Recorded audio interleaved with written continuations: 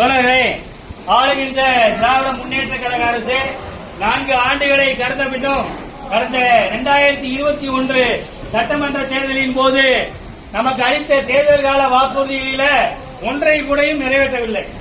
முதல்வர் பல இடங்களில் சொல்றாரு, சொன்னதை செய்வோம் சொல்லாதையும் செய்வோம். ஆனா நம்மளை பொறுத்தவரையும் சொல்லாதையும் செஞ்சிருக்காரு. என்ன, கலைஞரால் வழங்கப்பட்ட கடன் விடுப்பு சலுகையை கூட இவர்கள் ஆட்சிக்கு வந்த பிறகு கடந்த 4 ஆண்டுகளாக வழங்காமல் நம்மை வஞ்சித்து காலவரையின்றி முடக்கி வைத்துள்ளார்கள்.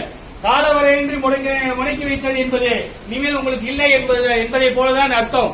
நாமும் தொடர்ச்சியாக அதை வழங்க வேண்டும் என்று கோரிக்கை விடுத்து வருகிறோம். இதன் உச்சபட்சமாக கடந்த 11ஆம் தேதி மாண்புமிகு நிதியமைச்சர் அவர்கள் சட்டமன்ற கூட்டத்தொடரில் தேர்தல் கால வாக்குறுதியான மீண்டும் பழைய ஓய்வு திட்டத்தை நாங்கள் நிறைவேற்ற மாட்டோம் அப்படின்னு மட்டும்தான் சொல்லல.